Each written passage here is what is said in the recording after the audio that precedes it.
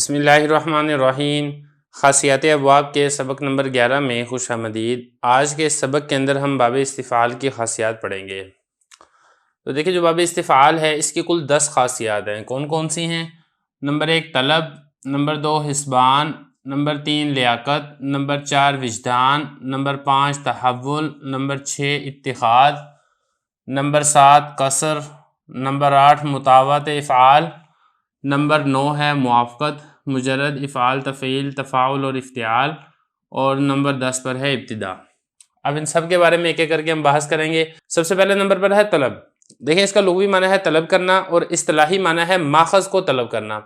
یہ بھی باب استفعال کی ایک خاصیت ہے، جیسے کہ استطعمت، اب اس کا ماخذ ہے طعام، میں نے کھانے کو طلب کیا، تو دیکھیں ماخذ کو یہاں پہ طلب کیا جا رہا ہے۔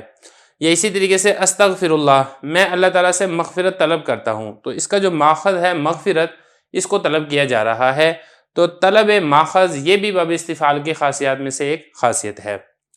اسی طریقے سے حسبان، حسبان کا لغوی معنی ہوتا ہے گمان کرنا، اصطلاحی معنی ہوتا ہے کہ کسی چیز کو ماخذ کے ساتھ متصف سمجھنا، جیسے کہ استحسنت زیدن، میں نے زید کو اچھا سمجھا۔ اب یہ جو استحسنت فعل ہے اس کا جو ماخذ ہے وہ ہے حسن، اچھائی، خوبی، تو زید کو اس ماخذ کے ساتھ متصف سمجھا جا رہا ہے، تو اس کو کہا جاتا ہے حسبان۔ تو یہاں پہ سوال یہ پیدا ہوتا ہے کہ یہ تو وجدان ہو گیا، وجدان کے اندر بھی یہی والی بات ہوتی ہے کہ کسی چیز کو ماخذ کے ساتھ متصف سمجھا جاتا ہے، اور حسبان میں بھی آپ یہی کہہ رہے ہیں۔ تو فرما رہے ہیں کہ دیکھیں ان دونوں کے درمیان فرق ہے۔ ان دونوں میں فرق یہ ہے کہ جو حسبان ہے اس میں گمان ہوتا ہے، جیسے کہ یہاں پہ نا استحسنت زیدن، تو زید کے بارے میں اچھائی کا گمان ہے، یقین نہیں ہے، جبکہ جو وجدان ہے اس میں کسی چیز کے ساتھ ماخذ کو متصف سمجھا جاتا ہے، وہاں پر یقین ہوتا ہے۔ تو یہ یقین اور گمان کے اعتبار سے دونوں میں فرق کیا جاتا ہے۔ اور اسی طریقے سے آگے دیکھیں جو باب استفعال کی خاصیات میں سے ایک خاصیت ہے لیاقت، یعنی کسی چیز کا ماخذ کے لائق اور مستحق ہونا، جیسا کہ استرقع الثوب، کپڑا پیوند لگانے کے لائق اور مستحق ہو گیا ہے، مطلب یہ کہ کپڑا پھٹ گیا ہے، جب کپڑا پھٹ گیا تو پھر وہ اس لائق ہو گیا ہے کہ اس میں پیوند لگایا جائے۔ اب یہ جو استرقع فعل ہے اس کا ماخذ ہے رقع، اور یہ جو ثوب فاعل ہے یہ فاعل اس رقع کے لائق اور مستحق ہو گیا ہے۔ یہ بھی باب استفعال کی خاصیات میں سے ایک خاصیت ہے۔ اسی طریقے سے وجدان اور حسبان میں آپ کو بتا چکا ہوں ہوتا کیا ہے، آپ صرف اس کی مثال دیکھ لیں، جیسے کہ استکرمت زیدن، میں نے زید کو کریم سمجھا، بلکہ میں نے زید کو کریم یقین کیا۔ اب یہ دیکھیں استکرم، تو اس کا جو ماخذ ہے کرم، سخاوت، اس کو زید کے ساتھ متصف سمجھا جا رہا ہے، اور اس متصف سمجھنے کا یقین ہے۔ تو یہ بھی باب استفعال کی خاصیات میں سے ایک خاصیت ہے۔ اور اسی طریقے سے آگے دیکھیں تحول، یہ بھی باب استفعال کی خاصیات میں سے ایک خاصیت ہے۔ تحول کے بارے میں آپ پہلے پڑھ چکے ہیں کہ کسی چیز کا عین ماخذ ہو جانا یا ماخذ کی مثل ہو جانا، دونوں ہی اس کی مثالیں آتی ہیں۔ عین ماخذ کی مثال دیکھیں، جیسے استحجرت تین مٹی کو کہتے ہیں، استحجرہ اس کا ماخذ ہے حجر، مٹی پتھر ہو گئی۔ اب یہ دیکھیں استحجرہ فعل ہے، اس کا جو ماخذ ہے حجر، جو مٹی ہے وہ عین ماخذ ہو چکی ہے، اس کی قلب ماہیت ہو چکی ہے۔ یا اسی طریقے سے عین ماخذ تو نہیں ہوئی ہے لیکن ماخذ کی مثل ہوگی، اس کی مثال جیسے استنوق الجمل، اونٹ کمزوری میں ناکا بن گیا، مطلب ناکا کی مثل بن گیا۔ اب یہ جو استنوقہ ہے اس کا ماخذ ہے ناکا، تو اونٹ کمزوری میں ناکا یعنی فیمیل نہیں بن گیا بلکہ اس کی مثل بن گیا ہے۔ اس کے بعد اب آگے دیکھیں اتخاذ، یہ بھی باب استفعال کی خاصیات میں سے ایک خاصیت ہے۔ اتخاذ کی جیسے کہ آپ نے کل 4 صورتیں پڑھی ہیں، ایک صورت کی مثال یہاں پر ہے، تو یہ لازم نہیں ہے کہ ساری کی ساری صورتیں ہی یہاں پر پائی جائیں، تو ایک صورت ذرا پائی جاتی ہے وہ ذکر کر دی گئی ہے، کوئی اور نہیں پائی جاتی ہے تو نہیں ذکر کی گئی ہے۔ جیسے کہ کسی چیز کو ماخذ بنا دینا، جیسا کہ استوطنت الحجاز، میں نے حجاز کو وطن بنا لیا۔ یہ استوطنت ہے، اس میں جو وطن ہے یہ ماخذ ہے، اب ماخذ بنا لیا گیا ہے کس کو؟ الحجاز، اس مفعول کو ماخذ بنا لیا گیا ہے، تو اس کو اتخاذ کہا جاتا ہے، اور یہ بھی باب استفعال کی خاصیت میں سے ایک خاصیت ہے۔ قصر، یہ بھی باب استفعال کی خاصیت میں سے ایک خاصیت ہے۔ قصر کے بارے میں آپ پہلے پڑھ چکے ہیں کہ کسی مرکب سے کوئی کلمہ مشتق کر کے بنا لینا۔ اب جیسے کہ یہاں پہ دیکھیں نا استرجع زیدن، زید نے انا للہ و انا الیہ راجعون کہا۔ اب یہ جو انا للہ و انا الیہ راجعون یہ پورا جملہ ہے، مرکب مفید ہے، اس سے ایک کلمہ مشتق کر کے استرجع یہ بنا لیا گیا ہے۔ جو کہ دلالت کرتا ہے پورے انا للہ و انا الیہ راجعون کے اوپر. تو یہ بھی باب استفعال کی خاصیات میں سے ایک خاصیت ہے. اسی طریقے سے مطابعت افعال، یہ بھی باب استفعال کی خاصیت ہے.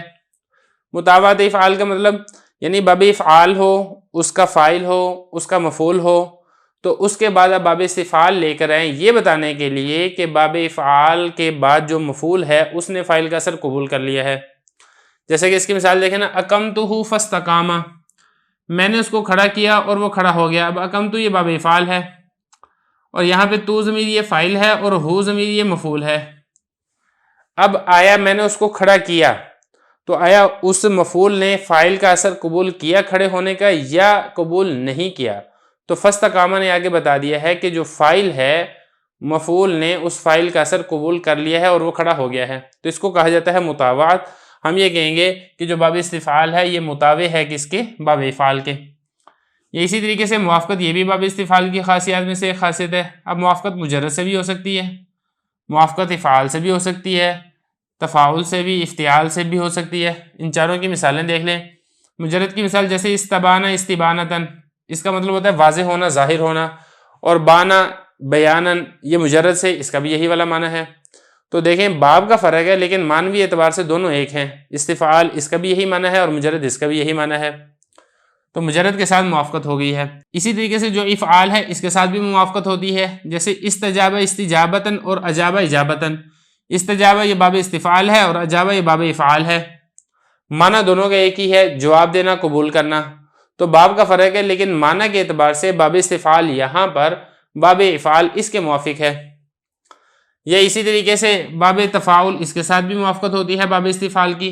جیسے کہ باب استفعال استکبر استکباراً، اس کا معنی ہے تکبر کرنا، اور باب تفاعل تکبر تکبراً، اس کا معنی بھی یہی ہے تکبر کرنا. تو معنی کے اعتبار سے یہاں پر اس کی موافقت ہو رہی ہے باب تفاعل سے. اسی طریقے سے افتعال، اس کے ساتھ بھی موافقت ہوتی ہے استفعال کی. جیسے کہ استعصم اور اعتصم، معنی دونوں کے ایک ہے، مضبوط پکڑنا. تو باب استفعال سے ہو تب بھی یہی معنی ہے، باب افتعال سے ہو تب بھی یہی معنی ہے. یہ مثال ہے باب استفعال کی اور یہ مثال ہے باب افتعال کی. اسی طریقے سے جو ابتدا ہے یہ بھی باب استفعال کی خاصیات میں سے ایک خاصیت ہے. اب ابتدا کسے کہتے ہیں؟ ابتدا کے بارے میں پہلے بات تفصیل سے ہو چکی ہے کہ کسی لفظ کا ابتدا ہی اسی باب سے آنا. اب اس کی دو قسمیں ہیں، یا تو اس کے علاوہ اس مادے سے کسی اور باب میں آئے گا ہی نہیں، یا آئے گا تو صحیح لیکن کسی اور معنی میں آئے گا، اس معنی میں نہیں آئے گا. پہلے کی مثال استعجز استیجازن، جھکنا، ٹیڑھا ہونا، یہ باب استفعال کے اندر آتا ہے. اس کے علاوہ اس مادے سے یہ کسی اور باب میں سرے سے آتا ہی نہیں ہے. اور اسی طریقے سے دیکھیں ذرا، استحد استحدادن، اس کا مطلب ہے زیر ناف بال صاف کرنا. اس کا مادہ کیا ہے؟ ہا دال دال. اب دیکھیں ہا دال دال، اس مادے سے اس معنی میں یعنی زیر ناف بال صاف کرنے والے معنی میں صرف باب استفعال میں تو آتا ہے، اس کے علاوہ نہیں آتا ہے. ثلاثی مجرد میں آتا تو ہے لیکن ثلاثی مجرد کے اندر زیر ناف بال صاف کرنے کے معنی میں نہیں آتا ہے، بلکہ تیز کرنے کے معنی میں یا حد قائم کرنے کے معنی میں اس معنی کے اندر یہ والا مادہ آتا ہے. تو اس لیے اس کو کہا جا رہا ہے کہ جو ابتدا ہے یہ بھی باب استفعال کی خاصیات میں سے ایک خاصیت ہے. تو یہاں تک باب استفعال کی خاصیات مکمل ہو گئی ہیں. اب اس کے بعد جو اگلا باب ہے اس کی خاصیات پڑھیں گے.